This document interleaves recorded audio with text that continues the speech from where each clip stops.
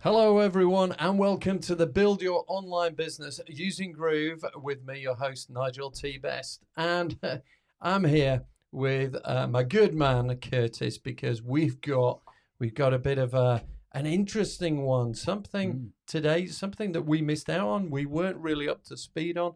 Curtis has been diving in. We've realized, my goodness me, we've been missing the power of this. Curtis, what is it we've been missing?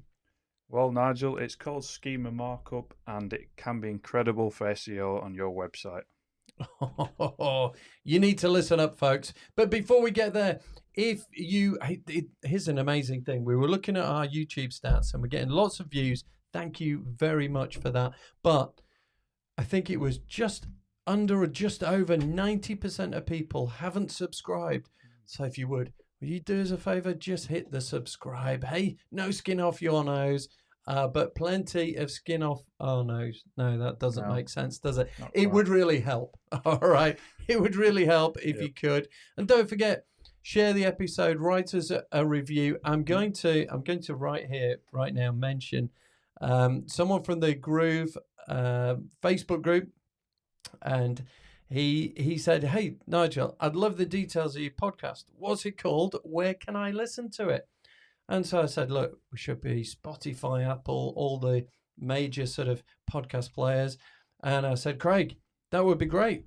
Called Build Your Online Business Using Groove." And he came back and he said, "Nigel, listen to them all. Looking forward to future episodes. Great idea and well executed." Craig, thank you so much for that. That is wonderful to get some great feedback. So thank you very much. So Craig, I hope you're going to enjoy this one too. So Curtis, over to you. Schema Markup. What the blooming heck is it all about? Well, to keep it simple for now at least, it's a bit of code that goes on your website. All it does is tell Google more about the content of that website. And what it does is give rich results, they're called. They can be sort of snippets of an article. They can be sort of reviews for your product or service. They can even be details of a local business. I know this might not apply to many of us as we're online. It can also be recipes is a very common one.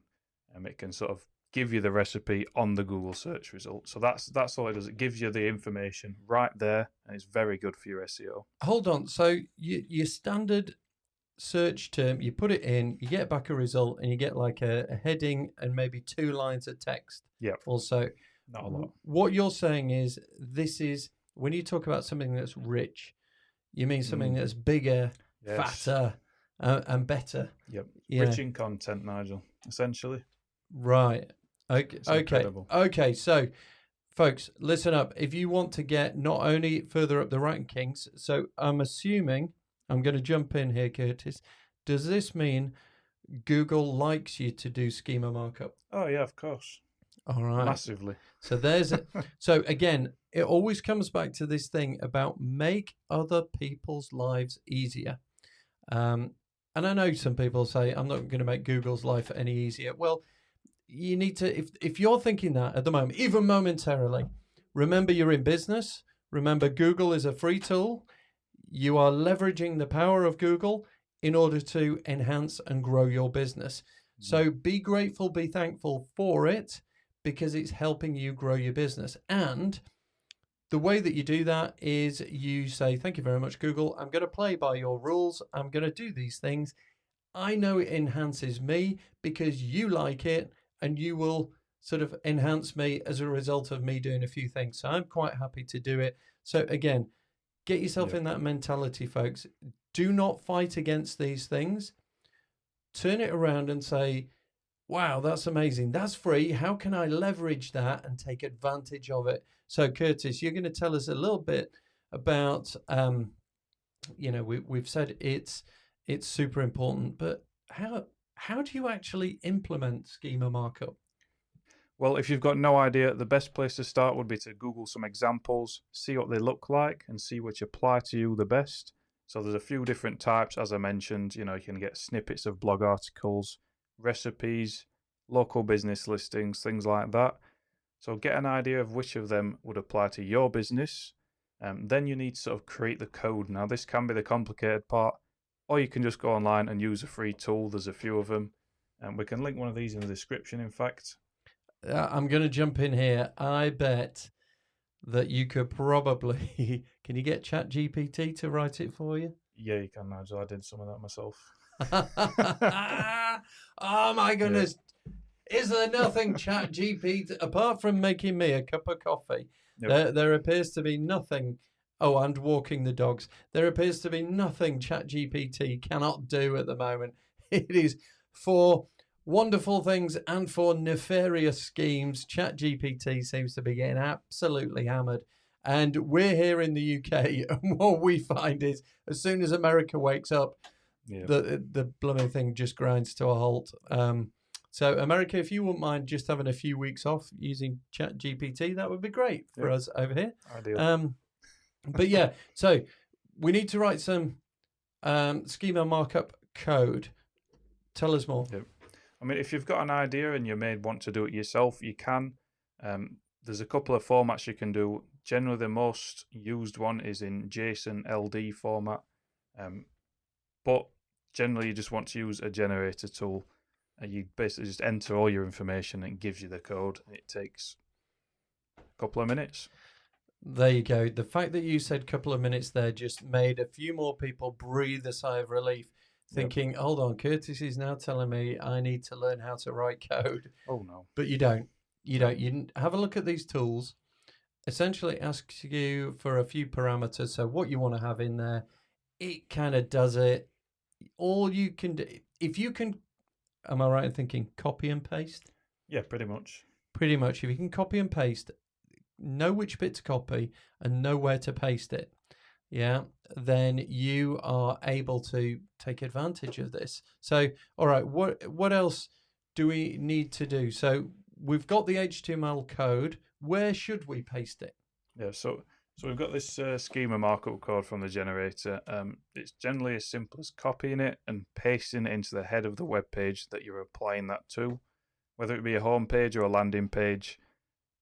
We can do a little demo on Groove of how you would do this, but it is as simple as pasting the code into the head of your web page. Right. Okay. For those of you on YouTube, you're going to see this. Obviously, listening on the podcast, we're going to talk you through it. Here we go. So we're going to talk you through it and kind of describe it. But if you want to go to the YouTube channel as well, you might be there already. If you're not, if you're on the podcast, the YouTube channel, just have a look, youtube.com/ at the little at thing, groove.builders, I think we should be. And you will see this particular episode appear there and you'll see the demo. But I'm going to jump in now and we're going to find out what we do. Okay, what I've done is I've gone into Google. I've just put schema markup generator. And as you can see on here, there's quite a lot of things that come up. Just to fill you in with a bit of the info above my head here, we've got keywords everywhere, and look at and other things that have a look at and analyze kind of search volumes and things like that. So if you're wondering what that is, we've got some stuff here. We've got Uber suggest extension that we can show, and these things go past with volumes and stuff. Just as a background, what the heck's that? I don't get that on my Google search. No, it's because we've added those in, so it gives us this info. Okay, top one, we've gone technicalseo.com, and I'm just going to open that up. And here you are. It opens it up, and it gives you this thing that, which schema.org markup would you like to create? And there's a drop down. And there's a few things: article, breadcrumbs, event, FAQ, how to. Now, what we thought would be useful, there's loads, job posting, local business. Yeah, Curtis is saying, no, there's more than that. All right, so there's loads. Now, what we thought would be good was if we went back to Google and said, okay, Google Search Central, so in here, so developers.google.com on here, we're looking at something and it says, right, structured data markup that Google search supports. And what it does is it gives you the structured data features and how it would look on a Google search. So we've got the article and you go, oh, that's quite good. A news, sport, blog article displayed in various rich result features. such as the title of the article and larger than thumbnail images.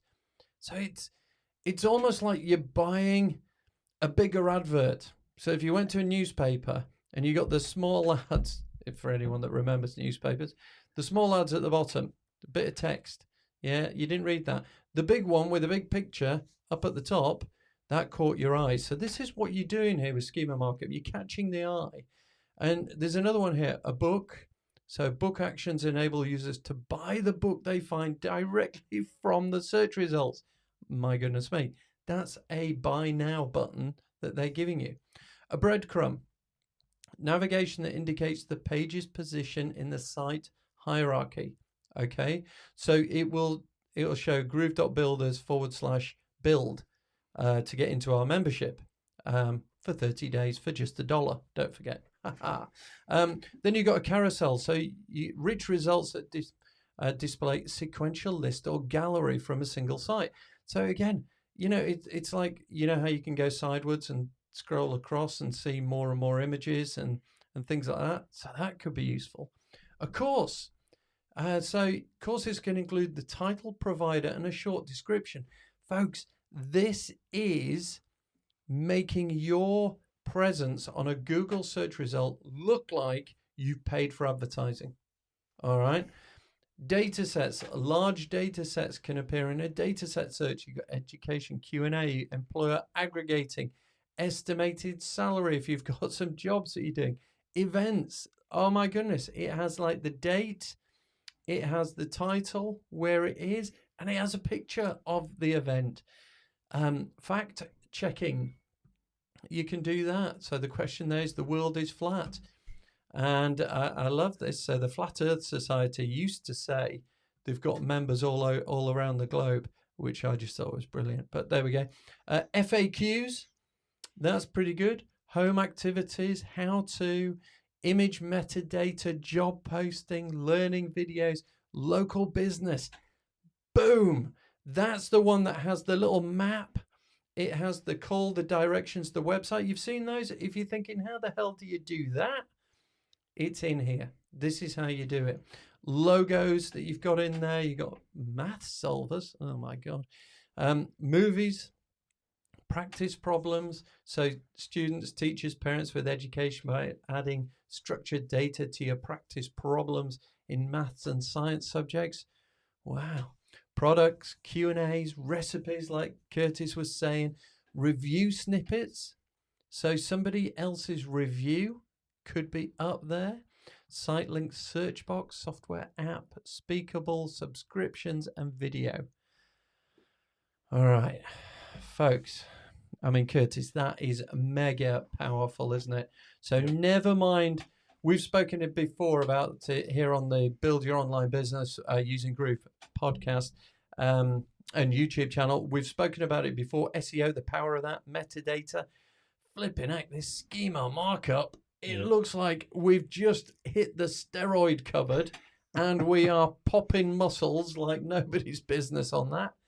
Incredible. It's metadata but leveled up. It's incredible. There might only be one or two that apply to you, but you need to use them. They're just incredible for SEO, and it gives the searcher, the user, that rich result right there, and they're more likely to click on you instead of your competitor. It's incredible. Okay, I've just jumped back in. So the one that caught my eyes, if you're a local business and you go to this Schema Markup generator, the JSON -LD, okay, so this is where the code generates. You can see here, when we were talking about, you need some code. Look, relax. Look at this. You type in proper words into this, and it's going to update this code. So you won't see it, but it's got kind of some outline code, and it's sort of, it's got a less than script type equals, inverted commas, application / and you just go, right, you've lost me.